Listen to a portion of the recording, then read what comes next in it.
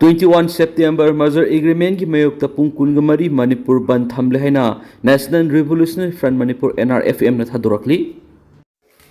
कांगलेपाक की मैरागी एडिटोरियल मैम थमजरी नागा कुकी एनी की मरक थोखिब लांदा मतमदुगी प्राइम मिनिस्टर लाखिदे हाइबरोम ngang लेबिदि सुमलोय मणिपुर थोकलिबा नुमित चनिपानगा मार्फुनीरोम सुरक्लबा लाना सिलुसिननब होनाबदा भारत की प्राइम मिनिस्टर ओइरिबा नरेंद्र मोदी न असोबु थाउतांग लफुम थोइ अदुबो लान थोकलिगे मतमदा प्राइम मिनिस्टर मणिपुर लाक्तुना ला लुसिननब लफुम तोको थाउतांग लौकितबगुम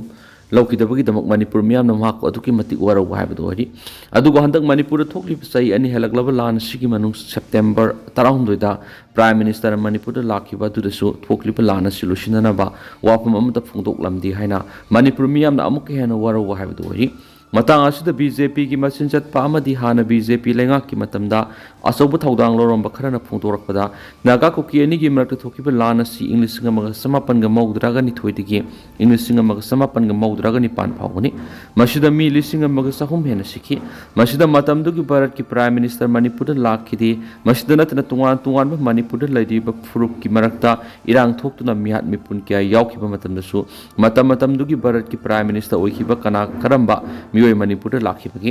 करंबा होम मिनिस्टर मणिपुर लाखिबगी हाइना थवा यावना मियाम फोंदोरप थेंगनरी मखाताना फोंदोखिबदा हनक मणिपुर की इरांग असिदा होम मिनिस्टर अमित शाह मणिपुर लाक्तुना अहिंग अहुम लेरमखि मसिदा नतना यूनियन स्टेट मिनिस्टर अमसु नुमित कुनगा तरुंग स्टेट असिदा लेरमखिबनी हाइबसी अदुबो मतंग असिदा थमनिंगलिबा वाफमदि नागा कुकी अनि की मरक थोखिबा लान अदुदा मतमदुदा भारत के लेंगा कांग्रेस न पाइदि मतमदुगी कांग्रेस की प्राइम मिनिस्टर मणिपुर लाक्तु नागा कुकी अनि की मरकता थोखिबा लान लुसिननबा होनखिदि हाइबनि अदुबो मतमदुगी कांग्रेस की प्राइम मिनिस्टर मणिपुर लाखिदबदुगी मतौ तमदुना भारत की प्राइम मिनिस्टर नरेंद्र मोदी हंदक मणिपुर थोखलिबा लान असि लुसिनबा पामदबदगी लाखिदबनि हाइबगी मवोंग ओइना ओहन तारबदि यामना लांगनि अफब लुसिंबगी मतौ तमगदवनि फतबगी मतौ कैदौनुंग तमलोइदबनि मदुना अहानब नागा कुकी अनि की मार्ग थोखिबा लान अदुदा मतमदुगी भारत की प्राइम मिनिस्टर ना लाक्तुना लान खामखिदबा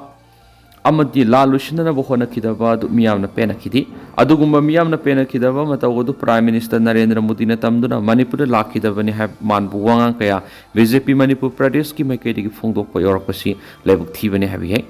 असेंब असुंब पाम लुसिंबदी मतम खुदिमकता असेंब असुंब थबक तौनब होनगदबनि प्राइम मिनिस्टर नरेंद्र मोदी असि मालेमगी ममिंग लेरब लुसिंबसिंगी मनुंगदा तोमथिन ngali लुसिंब अमनि हाइना ngangnaribani maduna malemgi maming leiraba लुसिंबा मन ओइरिबा प्राइम मिनिस्टर मसागी मरमदम ओइरिबा मणिपुरदा लान थोक्तुना साउना मिसिमिना नंगलबा अमदि मयुमके लेफम सफम लेतदुना मियोय लिसिंग हुमफुगनि थोरम रिलीफ कैम्प संजफम लौदुना अवाब पुंसी मरियल लेइबनि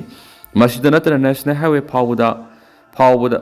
मनिंग तमना सत्प ngamdana leiraba matam sida karigidamakt manipur lotuna lana solution होनब ngamdribano haiba sidi haifam thokpa wafamni मसी मणिपुर मियाना भारत की लुसिंग बाहायबदी मामा मपा ओइरिबा प्राइम मिनिस्टर की मफम अमदा हाइजबगी मपुंग फाबा राइट अदु लेबन हाइरिबनी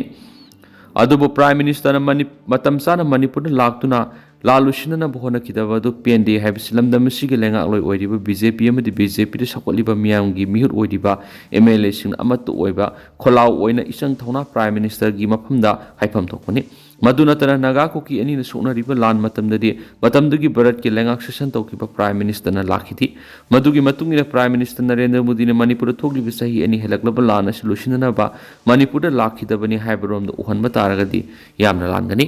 मलेमगी लुसिंबा अमनि हाइदुना लैरिबा भारत की प्राइम मिनिस्टर बु मणिपुर मियामना याम लाना लौनखिबगी मरम ओइगनि हाइबा असि खंथमम थोइ मसिगी महुत्ता प्राइम मिनिस्टर नरेंद्र मोदी ना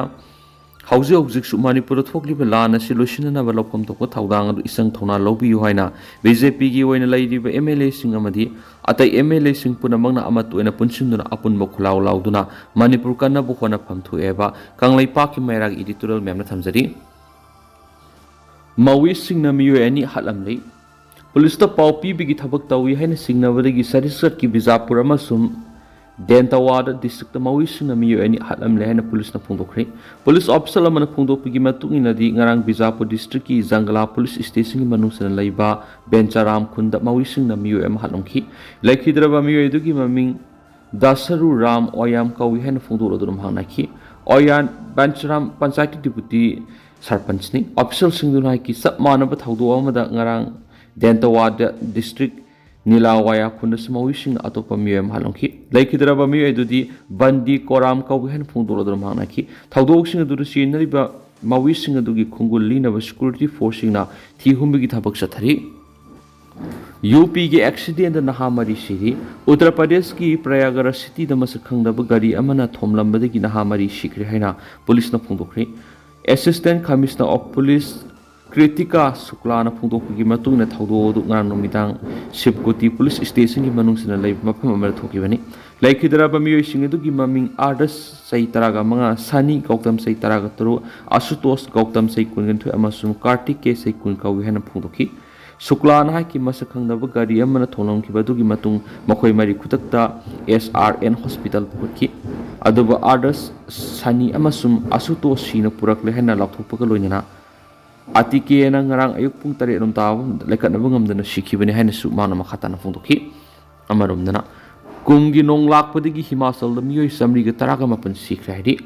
kumgi nong lakhibagi matung himachal pradesh ta hujik phawgi nong amari leinaba thawdoksing amasum lambi gi accident sing da miyoi samri ga taraga mapan sikhibaga loinana atopa miyoi nifuga mangana hujik mafam khangdana lairi haina official sing da phongdokhi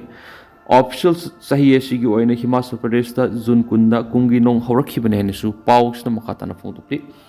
state emergency operation centre SEOC की official अमन फोंदोक्पिगी मतुंगिना जुन कुंदगी हौजिक फावर state सिदा cloudburst खंगौदना इसाव मसुम सिंगनिंग खाइबा यावना नोंग मरी लेनब थौदोक्सिंग अमसुम लंबी की एक्सीडेंट सिंग दा यामद्रबद मियोय समरी ग तरागा मपन सिख्रे हाइरिबसिगी मनुंगदा मियोय सनीगा कुंथ्रागा तरेना नोंगा मरी लेनब थौदोक्सिंगदा मसुम सामगा मार्फुगा निथोइना लंबीगी एक्सीडेंट सिंगदा सिखिबन हाइनसु मांगना फोंदोखि मांगना हाइकि हौजिक फावदा मियोय समरीगा हुमद्रागा मपना असो अपन नंखिबगा लोइना अतोपा मियोय निफुगा मंगाना मफम खंगदना लैरि हाइदि नोंगा मरी लेनब थौदोक्का सिखरबा सनीगा कुंथ्रागा तरेतुगी मनुंगदा मियोय यांखैगा निथोइना सिंगनिंग खाइबगी थौदोक्सिंगदा तरागा तरेना क्लाउड बसदा अमसुम तरामाथुइना खंगौदबि इसावदा सिखिबन हाइनसु मांगना मखाताना फोंदोखि मांगना हाइकि लेमौरिबसिंग अदुना नोंग मरी लेनब अतोप थौदोक्सिंगदा सिखिबनी तोवान तोवान डिस्ट्रिक्ट की मनुंगदा हौजिक फावबा ख्वाइदगी यामना सिबा मंदीदा मियोय हुमफुगा निथोइ हुमफुगा तरुक सिखिबगा लोइना कांग्रादा यांखैगा तरे चंबादा यांखै सिमलादा निफुगा तरे मसुम कुल्लूदा निफुगा मरी सिखरे हैना मांगना फोंदोखि हैनी ऑफिशियल सिंगदुना हाइकि अतै कयागी मथक्ता हौजिक फावबा पुरा अमा अता थोकिबा लिसिंग अमगा सत्रुक हुमद्रागा तरुक यावना युम लिसिंग कुंथ्रागा मथोइगा निफुगा मथोइ अमा अता थोकिबगा लोइना दुकान फैक्टरी सोंगागा मार्फुगा तरेसु अमा अता थोखरे हैनसु पाउसना मखाताना फोंदोखि मसिगी मथक्ता लुपा लाख मरीगा लिसिंग यांखैगा निपानगी सोंगागा कुंथ्रागा तरुकी ओइगदबा गवर्नमेंट की इंफ्रास्ट्रक्चर सिंगसु अमा अता थोखरे हैनसु मांगना फोंदोखि अदो तेंतक नसुमना म्यामना थमजगी हौजिकोइनदि म्याम पाउस मतंग सैलु सिनजरगे अमसु मखाताबा नोवा अपडेट म्याम पुनंगा मिनसेना चैनल सिगी मैकेरिगी म्यांग फमदा मखाताना थमजरी मखाताबा नोवा अपडेट म्याम पुनंगा मिनसे